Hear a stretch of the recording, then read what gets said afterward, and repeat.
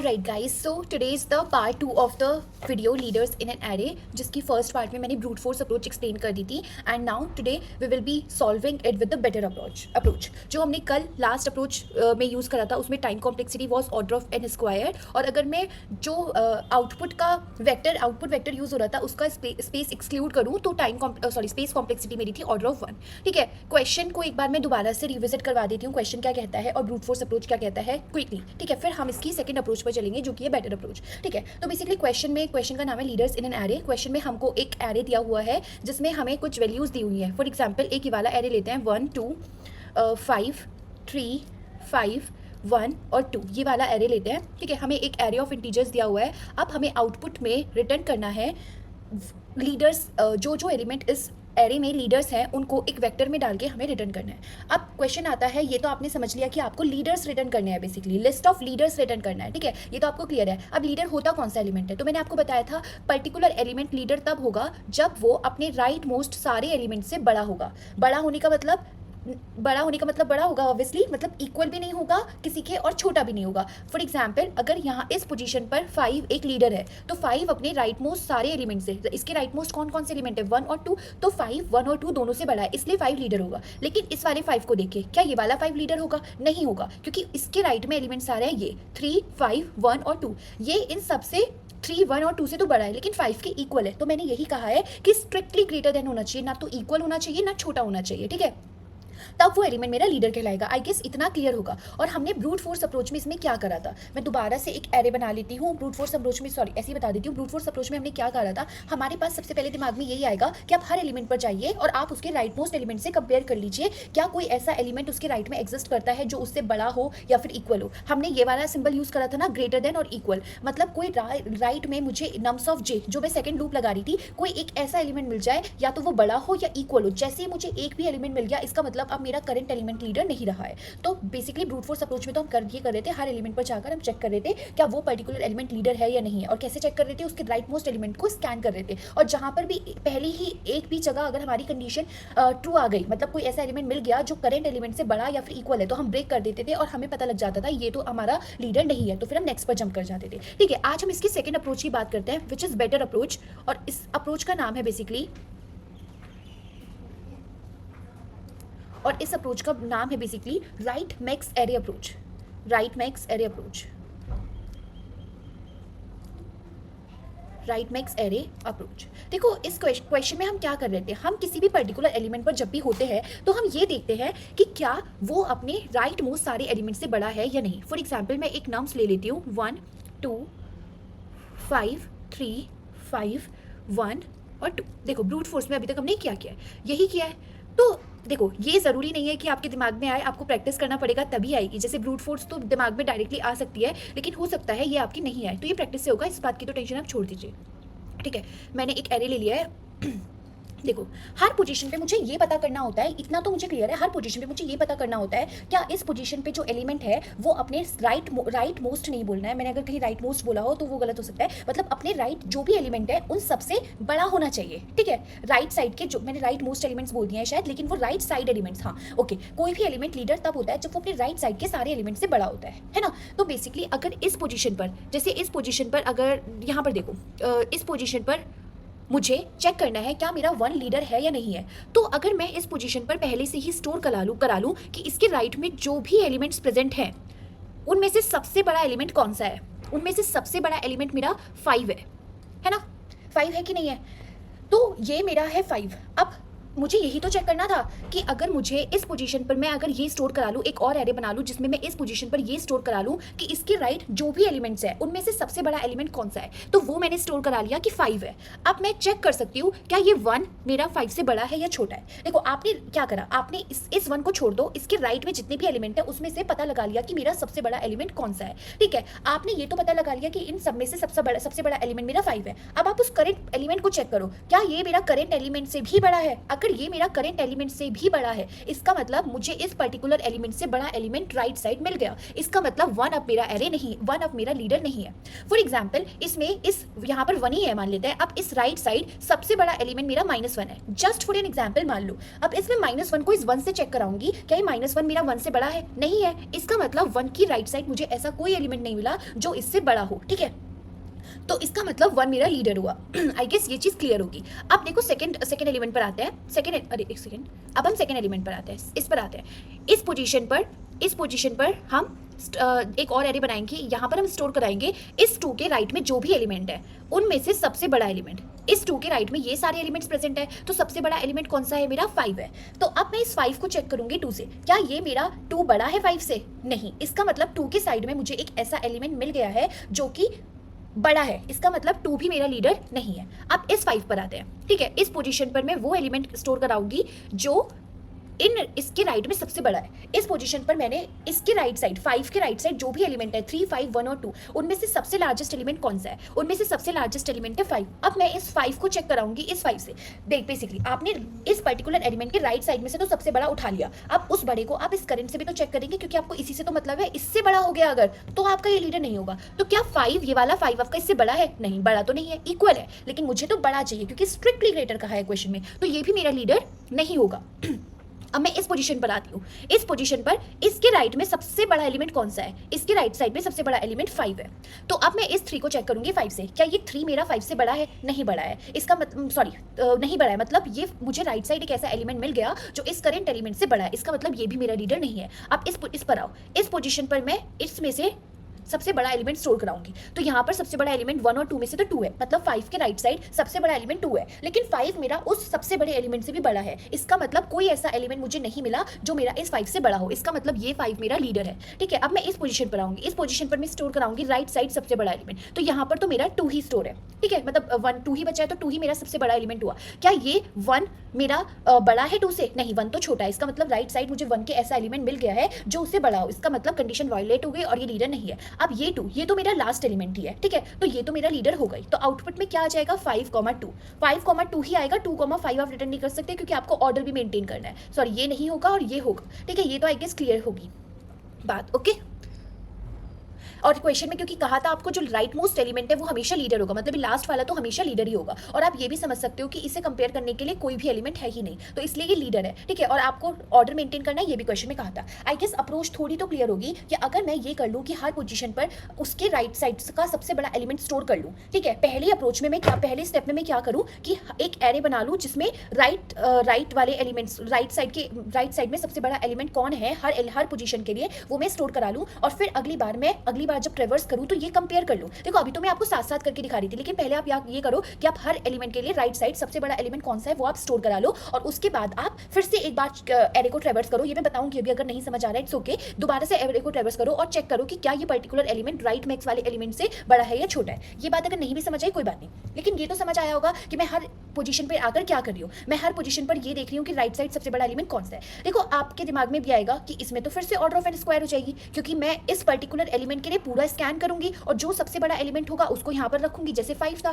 फिर second element के लिए आऊंगी, सेकंड एलिमेंट के लिए राइट में सारा स्कैन करूंगी, यहाँ पर सबसे बड़ा एलिमेंट। देखो आप इस तरीके से भी कर सकते हो। और आप मैं कह रही हूँ इस तरीके से भी करके देखना, एक राइट मैक्स एरे बनाना हर एलिमेंट के लिए बार बार स्कैन करके। वो मैं वैसे इसका इतना यूज नहीं है, लेकिन मैं इसलिए बता रही हूँ क्योंकि आपको प्रैक्टिस हो गया। आप हर एक सिनेरियो सोचेंगे कि ऐसे भी तो मैं राइट मैक्स निकाल सकती थी।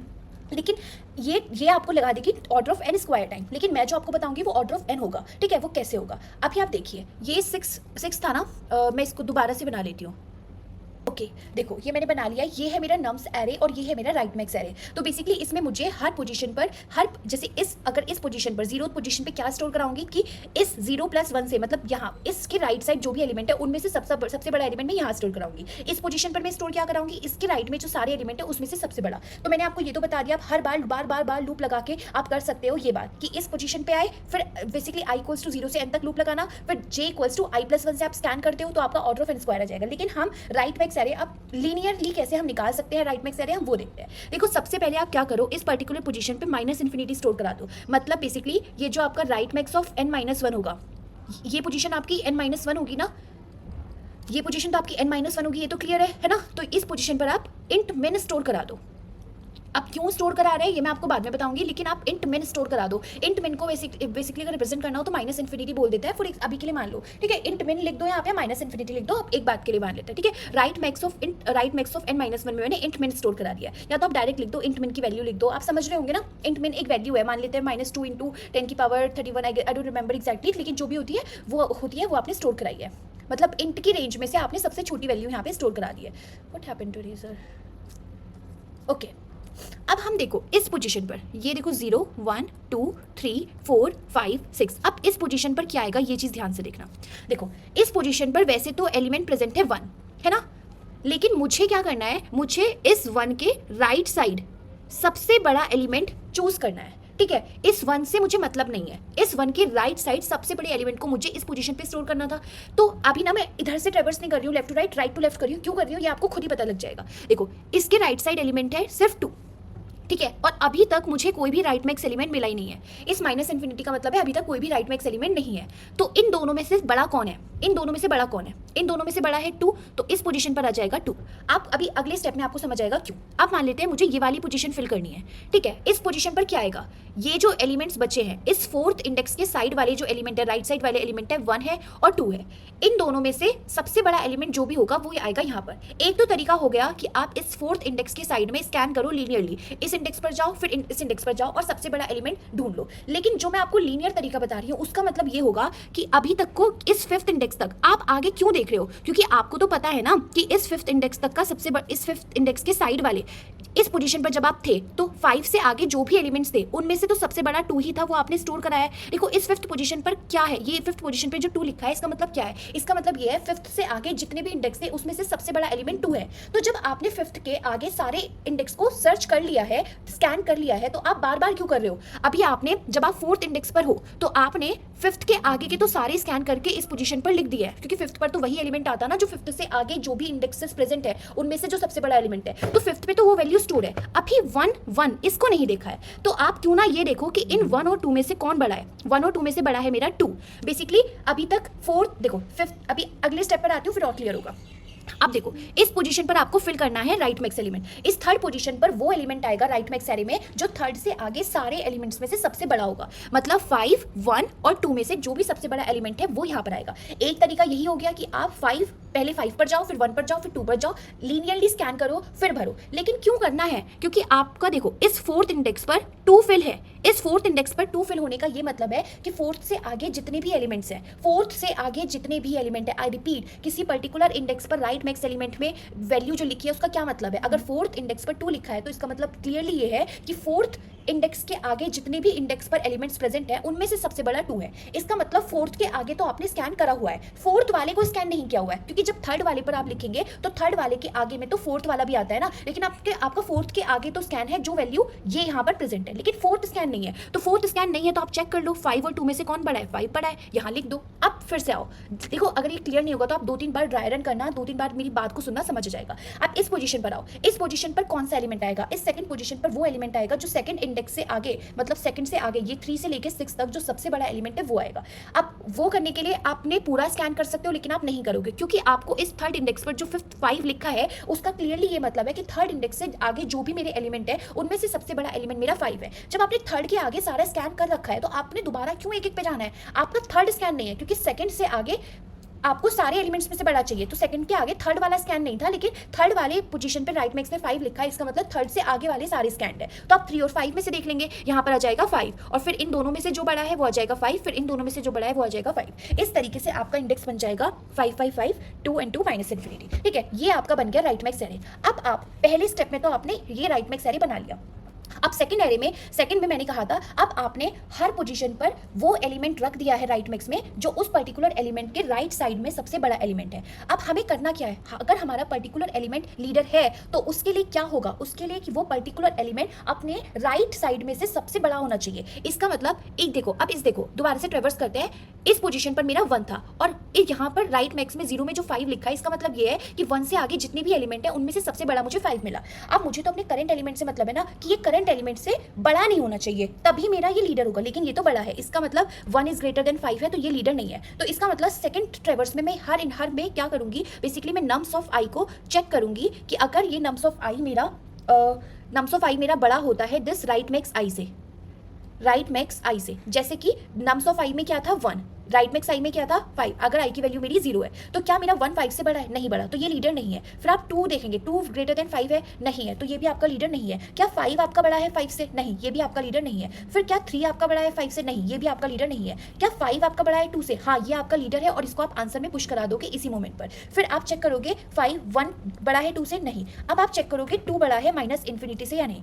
2 बड़ा है, इसलिए मैंने माइनस इन्फिनिटी स्टोर करा था, क्योंकि आपको यहाँ पर एक तो आपको राइट मैक्स का पता नहीं था कौन, क्योंकि लास्ट एलिमेंट था, और ऑटोमेटिकली ये लास्ट वाला एलिमेंट मेरा हमेशा इस माइनस इन्फिनिटी से बड़ा ही आएगा, इसलिए मैंने आपका यहाँ पर 2 स्टोर करा दिया था। आप इसकी कंस्ट्रेंट देखना 10 की पावर समथिंग है, इसलिए मैंने यहाँ पर स्टोर करा दिया एक माइनस इन्फिनिटी, क्योंकि माइनस इन्फिनिटी मेरा रेंज में ही नहीं है। जो आपका कंस्ट्रेंट दिया हुआ है ना, जैसे आपका जो इंट की रेंज होती है, मान लेते हैं यहाँ से यहाँ होती है, तो आपको जो अलाउड वैल्यू दी है वो यहाँ से यहाँ तक की दी है, इसलिए आप इसको यूज़ कर सकते हो। इसका मतलब अलाउड वैल्यूज बस इतनी है, तो ये वैल्यू कभी आपके एरे के एलिमेंट में आएगी नहीं, इसलिए ये ऑटोमेटिकली आपका 2 हमेशा बड़ा आएगा, इसलिए ये लास्ट वाला तो हमेशा आंसर में पुश हो जाएगा। आई गेस ये क्लियर होगा। और इसकी फिर टाइप अभी मैं एक बार लूप लगा देती हूँ कैसे करना है। बेसिकली मैंने आपको बताया कि आपको एक तो राइट मैक्स वेक्टर बनाना है, ठीक है, मैं इसका कोड भी लिखवा दूंगी। आपको एक राइट मैक्स वेक्टर बनाना है, ठीक है। उसके राइट मैक्स में फिर आपको जो राइट मैक्स ऑफ n-1 है, उसमें आपको राइट मैक्स ऑफ n-1 है, उसमें आपको माइनस इन्फिनिटी मतलब इंट में स्टोर करा देना है, ठीक है। अब पहला स्टेप, अब ये तो आपका इनिशियलाइजेशन हो गया, और एक आप आंसर वेक्टर भी बना लेंगे जिसमें आपको फाइनल आंसर आपका स्टोर कराना है। और राइट मैक्स हम क्यों बना रहे हैं? जिसमें हम हर पर्टिकुलर